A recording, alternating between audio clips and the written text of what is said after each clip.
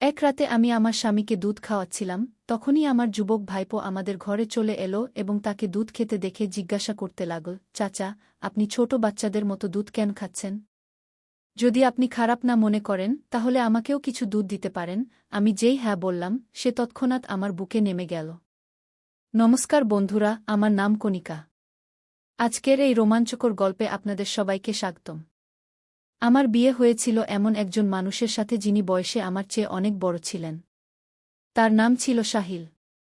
যখন আমার বয়স ছিল ২০ বছর, তখন তার বয়স ছিল ৪০ বছর। তিনি আমার একদমই পছন্দের ছিলেন না। তাকে দেখলেই আমার প্রচণ্ড রাগ হতো এবং আমার ধৈর্য শেষ হয়ে যাচ্ছিল। আমি খুব সুন্দরী ছিলাম, আর আমার স্বামী আমার সৌন্দর্য দেখে খুব খুশি হতেন। কিন্তু তিনি আমার একদমই পছন্দের ছিলেন না, আর আমি তাকে আমার সাথে শুতে দিতাম না। তিনি সবসময় আলাদা বিছানায় শুতেন, আর আমি তাকে আমার কাছেও আসতে দিতাম না। কিন্তু ধীরে ধীরে আমি আমার জীবনে একজন পুরুষের অভাব অনুভব করতে শুরু করলাম। কিন্তু যাই হোক, আমি আমার বৃদ্ধ স্বামীর সাথে সম্পর্ক করতে চাইতাম না। আমি একা একা জীবন কাটাচ্ছিলাম, যখন হঠাৎ একদিন আমার দেবরের ছেলে, অর্থাৎ আমার ভাইপো, আমাদের বাড়িতে চলে এলো। তার নাম ছিল প্রতীক। আমি প্রতীককে প্রথমবার দেখছিলাম, কারণ আমাদের বিয়ের সময়ও সে কোনো কাজের জন্য আসতে পারেনি। প্রতীক বাড়িতে আসার পর সবাইকে দেখে নীল এবং আমাকেও জড়িয়ে ধরল। কিন্তু যেই প্রতীক আমার সাথে কথা বলার চেষ্টা করল, আমার স্বামী রাগান্বিত দৃষ্টিতে তার দিকে তাকালেন। পরিবেশ বেশ উত্তপ্ত হয়ে গিয়েছিল। এই পরিবেশকে একটু ঠান্ডা করতে আমি প্রতীককে জিজ্ঞাসা করলাম, আরে প্রতীক, হঠাৎ করে বাড়িতে আসার সুযোগ কিভাবে পেলে? আমি এতটুকু জিজ্ঞাসা করেছিলাম, তখনই পেছন থেকে আমার শাশুড়ির কণ্ঠ শোনা গেল, বাড়িতে আসার কারণ জিজ্ঞাসা করার তুমি কে? আমার ছেলের ছেলে এখানে আসবে না তো কোথায় যাবে? আমি শাশুড়ি মাকে বললাম, আপনি সবসময় আমার কথার ভুল অর্থ কেন নেন? আমি শুধু এজন্য জিজ্ঞাসা করছিলাম যে সে আমাদের বিয়েতেও আসেনি, তাহলে হঠাৎ করে কিভাবে সময় পেল? তখন প্রতীক বলল, দাদি, চাচি আমাকে একটি সাধারণ প্রশ্ন করেছিলেন, আপনি তার উপর এত রাগ করছেন কেন?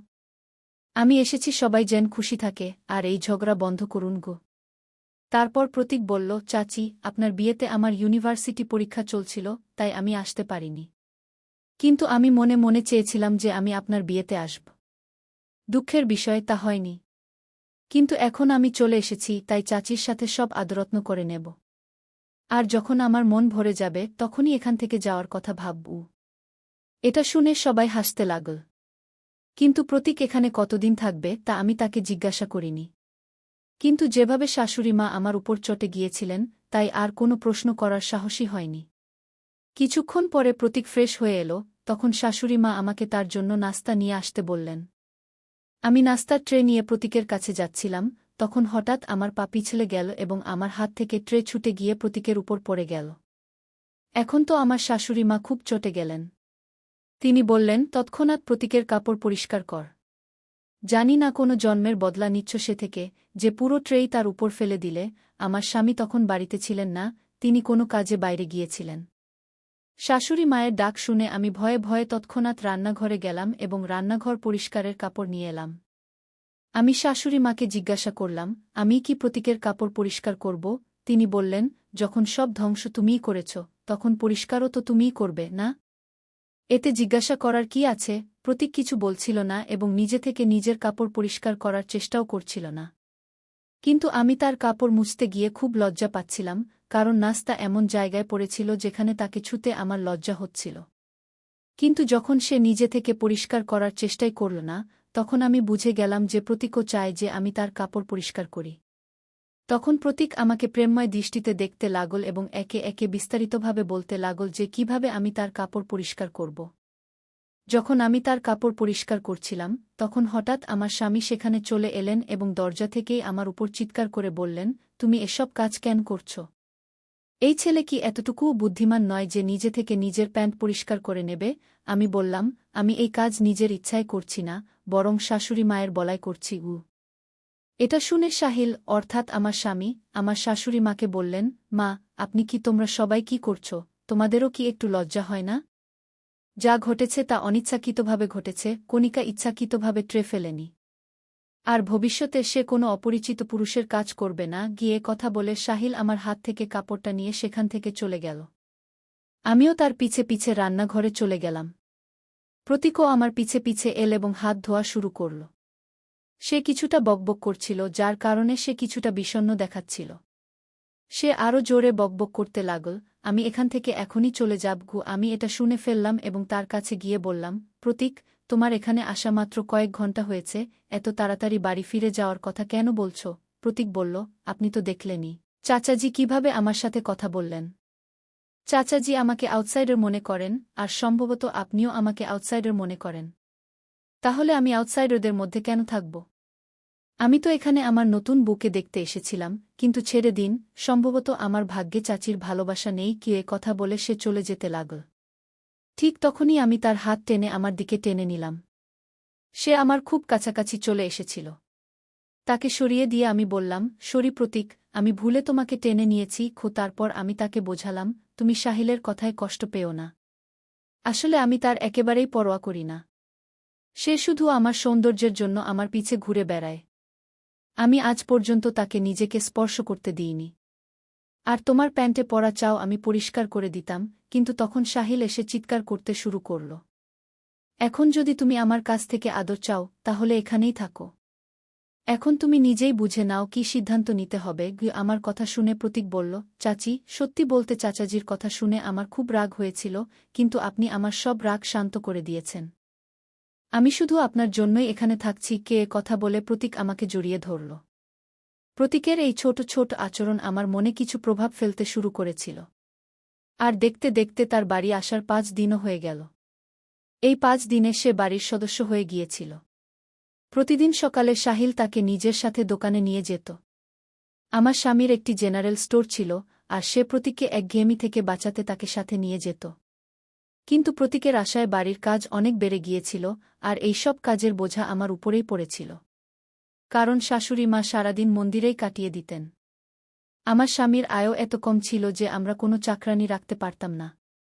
আমার পুরো বাড়ির খরচ শুধু তার দোকানের আয়ই চলত। একদিন আমি আমার স্বামীকে বললাম, সাহিল, এখন এত কাজ আমি একা করতে পারি না। প্রত্যেকের আলাদা আলাদা দাবি থাকে, আর এখন তো আরও একজন সদস্য বেড়ে গেছে।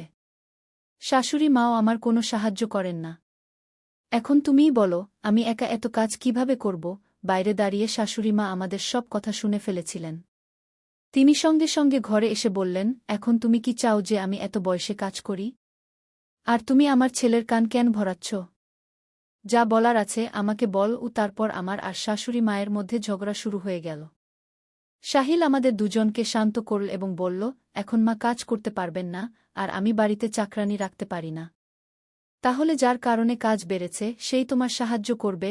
সাহিল বলল, প্রতীক এখন থেকে দোকানে যাবে না, সে এখানেই থেকে কণিকার সাহায্য করবে। আমার স্বামী তার দায়িত্ব থেকে মুক্তি পেতে তার যুবক ভাইপোকে আমার সাথে বাড়িতে একা রেখে যাওয়ার সিদ্ধান্ত জানাল। আমি আর কিছু বললাম না এবং তার সিদ্ধান্ত মেনে নিলাম। পরের দিন থেকে প্রতীক আমার সাথে থাকতে শুরু করল এবং সব কাজে আমাকে সাহায্য করতে লাগল। নাস্তা করার পর শাশুড়ি মা মন্দিরে চলে যেতেন, আর সাহিল দোকানে চলে যেতেন। তাদের চলে যাওয়ার পর আমি নাস্তা করতাম। প্রতীকও আমার সাথে বসে নাস্তা করত। শাশুড়ি মা আর সাহিল চলে যাওয়ার পর প্রতীক কিছু অদ্ভুত আচরণ করতে শুরু করত।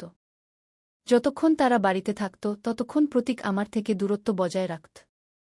সবাই চলে যাওয়ার পর সে আমার কাছাকাছি আসতে শুরু করত। তবে ভালো দিক ছিল যে শাশুড়ি মা কখনো হঠাৎ বাড়ি চলে আসতেন, যার কারণে প্রতীক ভয়ে কিছুটা দূরে সরে যেত। সবাই চলে যাওয়ার পর সে আমার কাছে তার ব্যক্তিগত কাজ করাত, যেমন তার পিঠে সাবান লাগানো, তার কাপড় বের করে রাখা। তার সাহস এত বেড়ে গিয়েছিল যে সে আমাকে এ পর্যন্ত বলতে শুরু করেছিল যে আমার কোনো শাড়ি বা কোনো ধরনের ব্লাউজ পরা উচিত, যদিও আমি তা উপেক্ষা করছিলাম। একবার সে আমাকে গোসলের পানি ভরতে বলল। সে দিন আমি সকাল থেকেই রাগে ছিলাম। আমি তার বাথরুমে খুব গরম পানি রেখে দিলাম। কিছুক্ষণ পর প্রতীক দৌড়ে সরাসরি আমার ঘরে চলে এল। তার শরীরে শুধু একটি তোয়ালে জড়ানো ছিল, তার শরীর খুবই টানটান ছিল। আজ আমি লক্ষ্য করেছিলাম যে সে খুবই সুন্দর ও যুবক একটি ছেলে। ঘরে ঢুকেই সে লাফাতে শুরু করল এবং বলল, চাচি, আমার এটা পুড়ে গেছে। আমি জানতাম যে আমি তার বাথরুমে খুব গরম পানি রেখে এসেছিলাম, কিন্তু গোসল শুরুর সময় কেউ কি নিজের সেই জায়গায় পানি ঢালে? সে আবার বলল, চাচি, কোনো ক্রিম থাকলে দয়া করে লাগিয়ে দাও, আমার খুব জ্বালা করছে। এত বলতে বলতে সে আমার বিছানায় বসে পড়ল। আমি জিজ্ঞেস করলাম, কোথায় জ্বালা করছে? সে তার উরুর দিকে ইশারা করতেই আমি একটু ঘাবড়ে গেলাম। আমি ভাবলাম, আমার ভুল হয়ে গেছে, আমাকে বাথরুমে এত গরম পানি রাখা উচিত ছিল না। কিন্তু তারও তো দেখে নেওয়া উচিত ছিল যে পানি বেশি গরম নাকি ঠান্ডা। সেই সময় লজ্জা ও ভয়ে আমি ধীরে ধীরে তার পা থেকে তোয়ালে সরাতে শুরু করলাম। তার পা হাঁটুর উপর পর্যন্ত পুড়ে গিয়েছিল। সেই যুবক ছেলেটিকে এভাবে স্পর্শ করতে আমার খুব লজ্জা হচ্ছিল। তোয়ালে সরানোর আগে আমি প্রতীকের দিকে একবার তাকালাম। তার শয়তানি চোখ দেখে আমি সেখান থেকে সরে গেলাম এবং তাকে বললাম, প্রতীক, তুমি মিথ্যা বলছ, এটা সব তোমার নাটক, না? এতে সে বলল, চাচি, আমি তোমার কাছ থেকে সত্য শুনতে চেয়েছিলাম, তুমি কি ইচ্ছে করে আমার জন্য গরম পানি রেখেছিলে? আমি এতটা বোকাও নই যে পানি না দেখে গোসল করতে বসে যাব। আমি শুধু জানতে চেয়েছিলাম, তোমার মনে আমার জন্য রাগ নাকি চিন্তা আছে। আমি তো আমার চাচির সঙ্গে ছোট্ট একটা মজা করছিলাম। প্রতীকের এই কথা শুনে আমার তার উপর খুব রাগ হল। ঠিক তখনই সে আমার হাত ধরে নিজের দিকে টেনে নিল এবং আমার চোখের দিকে তাকিয়ে বলল, চাচি, আমি তোমাকে কেমন লাগি? তার প্রশ্নটা আমার কাছে বেশ অদ্ভুত লাগল। আমি বললাম, প্রতীক, তুমি কি পাগলামি করছ? এটা ভুলো না যে আমি তোমার চাচি। আমার হাত ছেড়ে দাও, না হলে আমি তোমার চাচাকে তোমার বিরুদ্ধে অভিযোগ করব এবং তিনি তোমার এই আচরণের জন্য তোমাকে বাড়ি থেকে বের করে দেবেন। প্রতীক বলল, চাচা আমাকে বাড়ি থেকে বের করতে পারবে না। প্রতীকের ধরা আরও শক্ত হচ্ছিল। সে আমার এত কাছে চলে এসেছিল যে আমার স্বামীও কখনো এত কাছে আসেননি। প্রতীকের কারণে আমার শক্তি খুব কমে যাচ্ছিল এবং তখনই সে আমার কানে প্রেমময় কথা বলতে শুরু করল। এখন আমি একদম নিস্তেজ হয়ে যাচ্ছিলাম। ঠিক তখন বাইরে থেকে শাশুড়ির আওয়াজ এল, বউ, বাইরে আসো। আজ জীবনে প্রথমবার আমার শাশুড়ির আওয়াজ খুব মিষ্টি ও শান্তিদায়ক লাগল, কারণ এই আওয়াজের জন্যই আমি প্রতীকের কবল থেকে মুক্তি পেলাম। শাশুড়ির আওয়াজ শুনেই প্রতীক আমাকে ছেড়ে দিল। একবার সাহিল বাড়ি এলে আমি ঠিক করলাম যে আমি তার কাছে তার সবজির অভিযোগ করবই। রাতে ঘুমানোর আগে সাহিল আমাকে জিজ্ঞেস করল, এখন তো তোমার কাজের বোঝা অনেক কমে গেছে। প্রতীক তো তোমাকে সাহায্য করে না? আমি সাহিলকে কিছু বলতে যাচ্ছিলাম, ঠিক তখনই প্রতীক আমাদের ঘরে ঢুকে সাহিলকে জিজ্ঞেস করল, চাচা, আপনি ছোট বাচ্চার মতো দুধ কেন খাচ্ছেন? এতে আমি বললাম, তোমার চাচার ক্যালসিয়ামের অভাব আছে, তাই তিনি রোজ রাতে দুধ খান। তোমার এতে কোনো সমস্যা আছে? এই রাতের সময়টা আমাদের স্বামী স্ত্রীর জন্য। তুমি আমাদের মধ্যে আসো না। ঘরের লাইট বন্ধ করে দাও এবং এখান থেকে চলে যাও। এত বলেই আমি প্রতীককে আমার ঘর থেকে বের করে দিলাম। আমি যা বললাম তা শুনে সাহিলের মুখে হাসি ফুটে উঠল। সে আমাকে খুব স্নেহের দৃষ্টিতে দেখতে লাগল। আমি তার কাছে গিয়ে খুব আদর করে তাকে দুধ খাওয়াতে লাগলাম। দুধ খেতে খেতে সাহিল আমার কোলে ঘুমিয়ে পড়ল। পরদিন সকালে উঠে আমি রান্নাঘরে যাচ্ছিলাম, হঠাৎ প্রতীক আমার হাত ধরে তার ঘরে টেনে নিল। সে আমাকে খুব শক্ত করে ধরে রেখেছিল। তার এই নিচু কাজ দেখে আমি বললাম, প্রতীক, এ কি বেয়াদবি? পরের 5 সেকেন্ডে যদি তুমি আমার হাত ছেড়ে না দাও, আমি জোরে চিৎকার করব এবং চাচাকে ডাকব। প্রতীক বলল, চাচি, তুমি মাইক নিয়েও আসো। তবু চাচা উঠবেন না, কারণ তার স্ত্রী তাকে ঘুমের ওষুধ মিশ্রিত দুধ খাওয়িয়েছে। তাই সে উঠবে না। প্রতীকের এই কথা শুনে আমি হতবাক হয়ে গেলাম। সে তার মোবাইলে আমাকে একটি ভিডিও দেখাল এবং বলল, এটা দেখো চাচি, আমি তোমাকে দুধে ঘুমের ওষুধ মিশাতে দেখেছি। শুধু এটাই নয়, আমি তোমার আরও অনেক কাজের ভিডিও বানিয়েছি। যদি চাচা এই সব ভিডিও দেখে ফেলেন, তাহলে তোমার কি হবে? এত বলেই সে তার শয়তানি হাসি হাসতে লাগল। সাহিল যেন আমার কাছে না আসে, তাই আমি চুপি চুপি তার দুধে ঘুমের ওষুধ মিশিয়ে দিতাম। সেই ভিডিও দেখিয়ে প্রতীক আমাকে ব্ল্যাকমেল করতে শুরু করেছিল এবং এই অজুহাতে আমি প্রতীকের সাথে ঘনিষ্ঠতা বাড়ানোর চেষ্টা করছিলাম। আমি তাকে ভালো মনে করতাম, কিন্তু সে ছিল খুবই ধূর্ত। এখন প্রতীকের সাথে মিষ্টি মিষ্টি কথা বলার আমার আর কোনো উপায় ছিল না। তাই আমি তার গলায় হাত দিয়ে দাঁড়িয়ে বললাম, আরে প্রতীক, আমি তো শুধু মজা করছিলাম। তুমি যেদিন থেকে এখানে এসেছ সেদিন থেকে আমি তোমার কাছাকাছি আসতে চেয়েছি, কিন্তু সুযোগ পাচ্ছিলাম না। আর আজ দেখো, কত ভালো সুযোগ এসে গেছে। আমি তাকে এত মধুরভাবে কথা বলছিলাম যে সে আমার কথায় বিশ্বাস করে ফেল। সে বলল, চাচি, আমিও বাচ্চাদের মতো দুধ খেতে চাই। তুমি কি আমাকে বাচ্চাদের মতো দুধ খাওয়াবে? আমি বললাম, হ্যাঁ, কেন না। এত বলেই আমি তাকে দুধ খাওয়ানো শুরু করলাম। কিছুক্ষণ পর আমি তার ঘর থেকে বেরিয়ে এলাম। পরদিন সাহিল আবার প্রতীককে দোকানে নিয়ে গেল। কিন্তু আমার প্রতীকের উপর একদমই বিশ্বাস ছিল না। যদি সে ভুলেও সাহিলের সামনে মুখ খুলে দেয়, তাহলে আমার বিপদ আসবে। তাদের দোকানে যাওয়ার কিছুক্ষণ পরই আমিও আমাদের দোকানে পৌঁছে গেলাম। কারণ আমাকে প্রতীকের উপর নজর রাখতে হবে। যখন আমি দোকানে পৌঁছালাম তখন সেখানে কাউকে দেখতে পেলাম না। তাই আমি দোকানের ভিতরে চলে গেলাম। ভিতরে আমি একটি বেসমেন্ট দেখলাম যা আমি আগে কখনো দেখিনি। কিন্তু ভিতর থেকে কারো কথা শুনতে পাচ্ছিলাম। সিঁড়ি না থাকায় আমি ভিতরে যেতে পারছিলাম না, তাই আমি কান লাগিয়ে শুনতে লাগলাম। ভিতর থেকে সাহিল ও প্রতীকের কথা শুনতে পেলাম। সাহিল প্রতীককে জিজ্ঞাসা করছিল কখন তার জ্ঞান ফিরবে। দ্রুত এর চিকিৎসা কর এবং টাকা নিয়ে এই মেয়েটিকে নিয়ে এখান থেকে চলে যাও। ও আমি ভাবলাম এরা কোনো মেয়ের কথা বলছে। তখনই আমি প্রতীককে বলতে শুনলাম সে সাহিলকে জিজ্ঞাসা করছিল, তুমি এই মেয়ের মুখ আমাকে কেন দেখাচ্ছ না? আর এই মেয়েকে? তার প্রশ্নে সাহিল তাকে ধমকে চুপ করিয়ে দিল। প্রতীক আমার সম্পর্কে আমার স্বামীকে কিছু বলেছে এমনটা আমার মনে হচ্ছিল না। তখনই আমি ভিতর থেকে তাদের বের হওয়ার শব্দ পেলাম। আমি তড়িঘড়ি দোকান থেকে বাড়ির দিকে দৌড়ে গেলাম। বাড়ি পৌঁছেই আমি পরিকল্পনা করলাম যে রাতে সাহিলকে ঘুমের ওষুধ না দিয়ে আমি প্রতীকের ঘরে যাব এবং প্রতীকের উপর আমার সাথে জোরজবরদস্তির অভিযোগ তুলব। এরপর সাহিল প্রতীককে চিরতরে বাড়ি থেকে বের করে দেবে। সন্ধ্যায় যখন সাহিল বাড়ি এল তখন আমি তাকে শাশুড়িমার ঘরে যেতে দেখলাম। তার ঘরে যাওয়ার সময় আমি সাহিলের মুখে চিন্তা দেখতে পেলাম। সে ভিতরে যেতেই আমি দরজায় কান লাগিয়ে তাদের কথা শুনতে লাগলাম। সাহিল মাকে বলছিল, মা তুমি আমাকে সারাদিন এত কল করছো কেন? এমনকি ভূমিকম্প এসে গেছে। শাশুড়িমা বললেন, এটাকে ভূমিকম্প না বলে আর কি বলবো? তোমার বিয়েকে পুরো 1 মাস হতে চলেছে কিন্তু এখনও তোমার বউ কোনো সুখবর দিল না। তুমি পুরুষ নাকি কিছুই না? যদি সে শিগগির প্রেগন্যান্ট না হয় শাশুড়িমা কিছু বলতে যাচ্ছিলেন এমন সময় পেছন থেকে প্রতীক ও চাচি কি বলে ডাকল। প্রতীকের আওয়াজ শুনে শাশুড়িমা চুপ হয়ে গেলেন। আমার পরিকল্পনা অনুযায়ী রাতে আমি সাহিলকে ঘুমের ওষুধ দিলাম না। সাহিল ঘুমোতে যেতেই আমি প্রতীকের ঘরে গেলাম এবং তাকে আদর করে জড়িয়ে ধরে বললাম, আমি তোমার সাথে যে প্রতিশ্রুতি দিয়েছিলাম তা রাখছি। এখন আমি তোমার। প্রতীক যেই আমার কাছাকাছি আসতে লাগল অমনি আমি জোরে জোরে চিৎকার করতে লাগলাম, বাঁচাও, কেউ তো বাঁচাও। আমার আওয়াজ শুনে সাহিল দৌড়ে এসে বলল, দেখো তোমার ভাইপো আমার সাথে জোরজবরদস্তি করার চেষ্টা করেছে। একে এখনই বাড়ি থেকে বের করে দাও। সাহিল আমার কাছে এসে একটি চড় মারল এবং বলল, প্রতীক আজ দুপুরেই সব বলেছে। আমি জানতে পেরেছি যে তুমি আমাকে ঘুমের ওষুধ দিচ্ছ। এখন আমি আর প্রতীক দুজনেই তোমার উপর ভালোবাসার বৃষ্টি করব। এত বলেই তারা দুজনেই আমার উপর ঝাঁপিয়ে পড়ল। এমন সময় বাইরে পুলিশের গাড়ির আওয়াজ শোনা গেল। কিছুক্ষণের মধ্যেই পুলিশ ঘরের ভিতরে চলে এল। আগে থেকেই আমার প্রতীকের উপর সন্দেহ ছিল। সেই সন্ধ্যায় শাশুড়িমা ও আমার স্বামীর কথা শুনে আমি আরও বেশি চিন্তিত হয়ে পড়লাম যে তারা দুজনেই আমাকে দ্রুত প্রেগন্যান্ট করে আমার থেকে কি লাভ পেতে চায়। তবে আমি নিশ্চিত ছিলাম যে এই বাড়িতে আমার জীবনের ঝুঁকি আছে। তাই আমি আগেই পুলিশকে ফোন করেছিলাম। পুলিশ তাদের দুজন দুষ্কৃতী ও শাশুড়িমাকে গ্রেফতার করল। এরপর আমি পুলিশের সাথে আমাদের দোকানে গেলাম। সেখানে আমরা একটি ঘুমন্ত মেয়েকে পেলাম যার মুখ সম্পূর্ণ ঢাকা ছিল। আমি যেই মেয়েটির শরীর থেকে কম্বল সরালাম আমার পায়ের নিচ থেকে মাটি সরে গেল। কারণ সেই মেয়েটি আর কেউ নয়, আমার ডাক্তার বোন। ডাক্তাররা তার পরীক্ষা করে জানা গেল যে সে কোমায় আছে।